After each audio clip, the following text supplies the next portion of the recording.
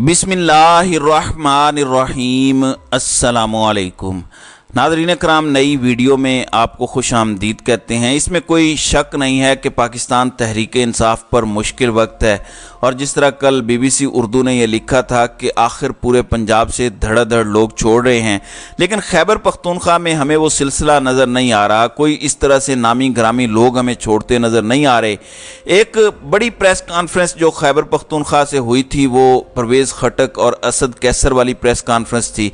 असद कैसर उस press conference में नहीं बोले थे और असद कैसर ने उसके बाद बाकायदा तरदीद भी कर दी कि वो परवेज़ खटक की प्रेस कॉन्फ्रेंस थी।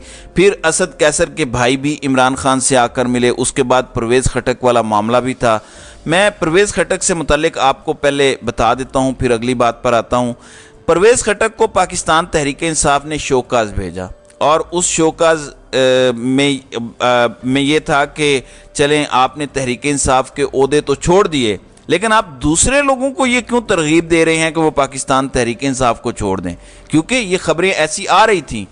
पहले खबर आई कि वो इस्तेकाम पाकिस्तान पार्टी में जाएंगे, राब्ते हो गए हैं, मुलाकातें हो गई हैं, चीज़ें तय पा गई हैं, लेकिन बाद में ऐसा नहीं हुआ और इनकी जानिब से तरदीद भी आ गई। अब खबर यह है कि परवेज़ खटक को जो शोकाज पाकिस्तान तहरीक इंसाफ ने दिया था, उन्होंने उस शोकाज का जवाब ना देने का फैसला किया है। वो शोकाज का जवाब नहीं देंगे, लेकिन दूसरी सूरत में एक जवाब उन्होंने देना है, और वो जवाब ये है, गालिब इम्कान ये है कि आइंदा चंद रोज़ के अंदर वो अपनी नई सियासी जमात का ऐलान कर देंगे। अब मालूम नहीं पड़ता कि परवेज़ खटक जिस सियासी जमात का ऐलान करेंगे उसकी डोमेन क्या होगी। क्या उसकी डोमेन सिर्फ खैबर पख्तूनख्वा की हद तक है या नेशनल पार्टी है, और नेशनल पार्टी है तो परवेज़ खटक किन किन लोगों को मिलाएंगे, क्योंकि बाकी जो छोड़ गए हैं वो तो इस्तेकाम पाकिस्तान पार्टी में शामिल हुए हैं। बहरहाल अब खबर यह है कि उन्होंने पार्टी जो है वो छोड़ने का फैसला कर लिया है।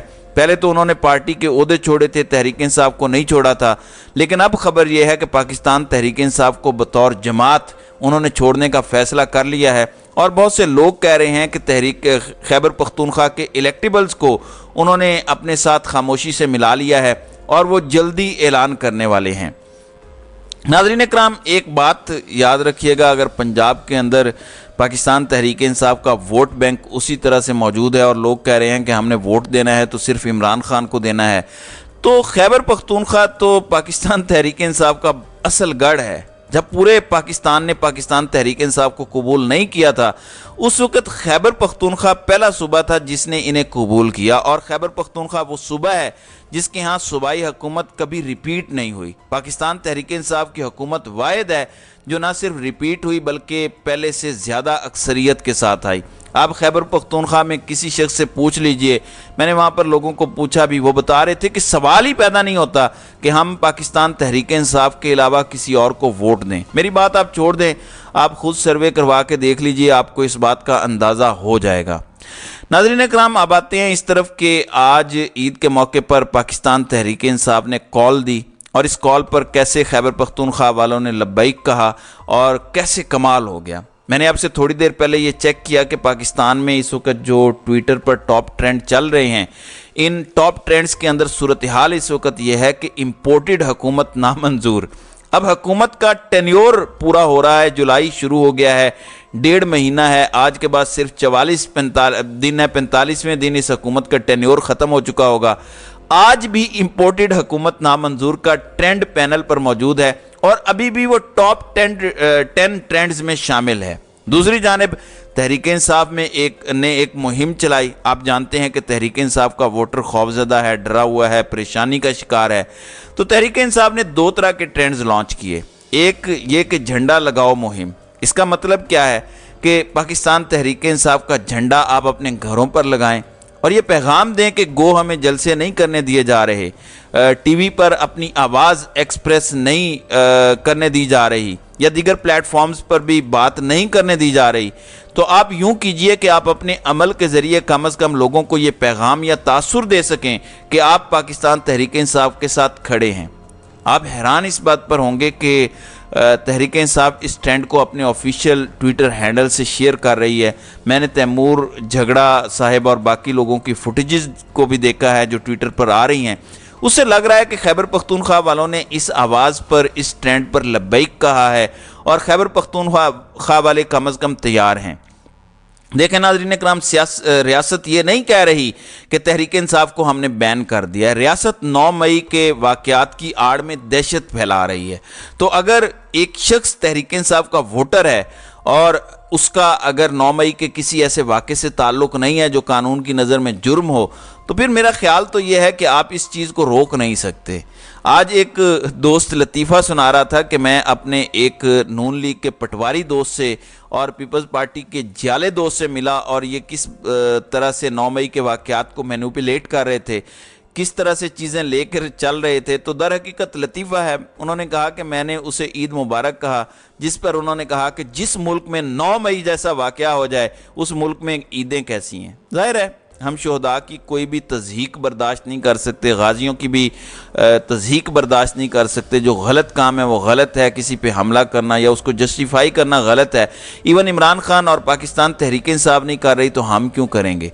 अब नून लीग का मामला आपको मैं बताना चाहता हूँ। PDM को परेशानी है, आपने कल खुशियाँ मनाई, आपने कहा कि IMF का मुआहदा हो गया है, हमें कर्ज मिल गया है, बिल्कुल ठीक है, लेकिन रात को ही आपने डीजल महंगा कर दिया और पेट्रोल पर कहा कि इसकी कीमतें बरकरार रहेंगी। वो भी मैंने आपको बताया कि पेट्रोलियम लेवी बढ़ा दी गई है 5 रुपये IMF के मुतालबे पर, जो कि आपको रिलीफ मिल सकता था। अब शहबाज शरीफ क्या फरमा रहे हैं? शहबाज शरीफ कहते हैं कि गुलबर्ग जाना तो मुहाल, अब एक आम शख्स अनारकली भी नहीं जा सकता।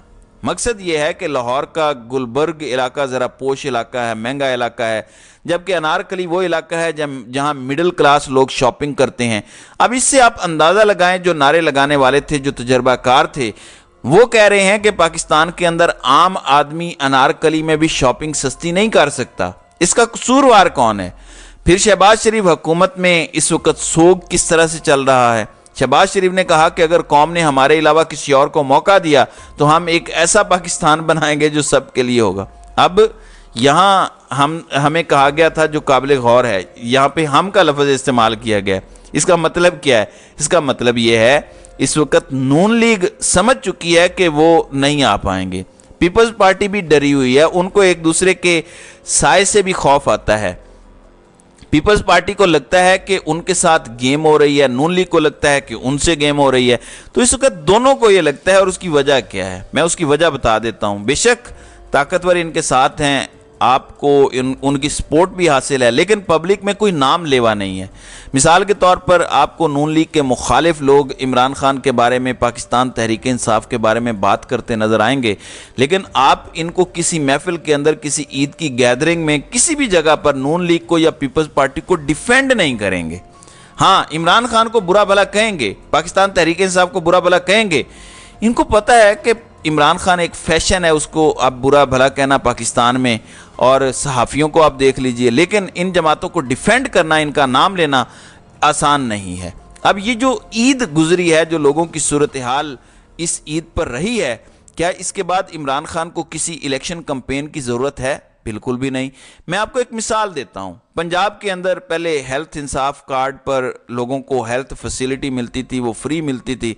अब मोहसिन नकवी हर काम कर रहा है, और हर काम करने के अलावा वो हेल्थ फैसिलिटी जो कार्डियक पेशेंट हैं, यानी दिल के मरीज़ हैं, उनके लिए उसने मुश्किलात खड़ी कर दी हैं, कार्ड बंद कर दिया है। तो सूरत हाल ये है कि जिन लोगों को रिलीफ फराहम करना चाहिए उन पर कोई नज़र नहीं है, लेकिन जो गैर ज़रूरी काम है उन पर हटो बच्चों की कैफियत है।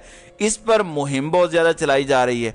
अब इस सारी सूरत हाल में एक खबर आपको मैं सुप्रीम कोर्ट के हवाले से भी देना चाहता हूं। सुप्रीम कोर्ट का ईद के बाद का रोस्टर आ गया है।